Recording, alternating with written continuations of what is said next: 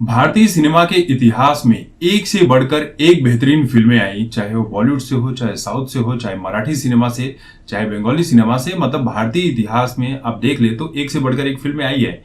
लेकिन इन सभी में एक ऐसी फिल्म आई थी साल 1975 में जिसका नाम था संतोषी माँ।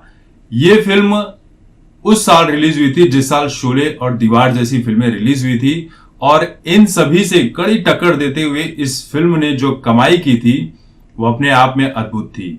और इस फिल्म के बाद ऐसे ऐसे रिकॉर्ड बने बॉलीवुड में जिसके बारे में क्या ही बात की जाए। फिल्म के सारे गाने सुपर डुपर हिट हो गए थे। विजय शर्मा के निर्देशन में बनी संतोषी माँ फिल्म कुल 12 लाख रुपए में बनी थी और इसने 25 करोड़ रुपए कमाए थे, यानी कि 208 गुना ज्यादा कमाई की थी। हालांकि कुछ आंकड़े ये भी बताते हैं कि फिल्म 5 लाख में बनी थी और 5 करोड़ रुपए कमाई थी। इस लिहाज से फिर भी आंकड़े बहुत ज्यादा थे, इसकी कमाई अपने आप में अद्भुत थी। आज के दौर में बात की जाए तो आराम से 600-700 करोड़ की तो बात कर ही सकते हैं। इस फिल्म को लेकर ऐसी कहानी थी कि जब लोग सिनेमा घरों में इस फिल्म को देखने के लिए जाते थे तब अपने जूते और चप्पल सिनेमा घर के बाहर निकाल कर अंदर जाते थे।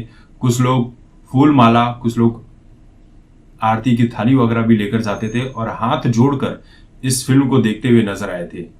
कुछ सिनेमा घरों के बाहर तो कुछ लोगों ने बकायदा स्टॉल शुरू कर दिया था कि लोग जूते चप्पल यहां पर रखे उनकी हिफाजत रखने के लिए, जिसके बदले लोग उस आदमी को चवन्नी अठन्नी देकर अंदर जाया करते थे। हैरानी की बात यह है कि जो इंसान पटना थिएटर के बाहर ये जूते चप्पल जमा किया करता था, जो उसके बदले चवन्नी अठन्नी लिया करता था, उस आदमी ने फिल्म उतरते उतरते, यानी कि सिनेमा घरों से जब वो फिल्म उतरी तब तक 1,70,000 रुपए कमा लिए थे उस दौर में। अब आप अंदाजा लगा लीजिए कि 1975 में जब उस बंदे ने इतने पैसे कमा लिए तो आज के टाइम पे तो वो करोड़पति हुआ, उस टाइम पर भी करोड़पति ही था।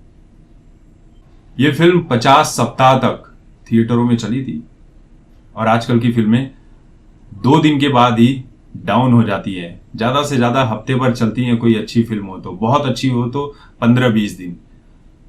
50 हफ्ते कितनी बड़ी बात हुआ करती थी उस दौर में।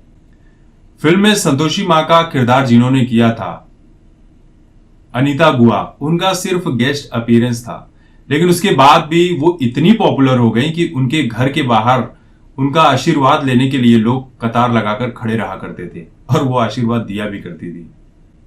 फिल्म की रिलीज के बाद तो संतोषी माँ का ऐसा क्रेज हुआ कि उसके बाद बहुत सारी ऐसी फिल्में आई जिनके पोस्टर के ऊपर जय संतोषी माँ लिखकर प्रमोट तक किया गया दूसरी फिल्मों को।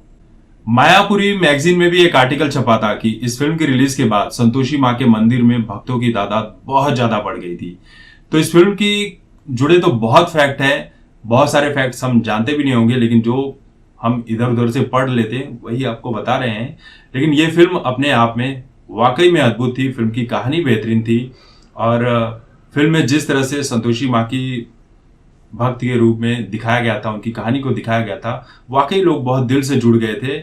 और ऐसी फिल्में आज के दौर में बनना ही बंद हो गई है।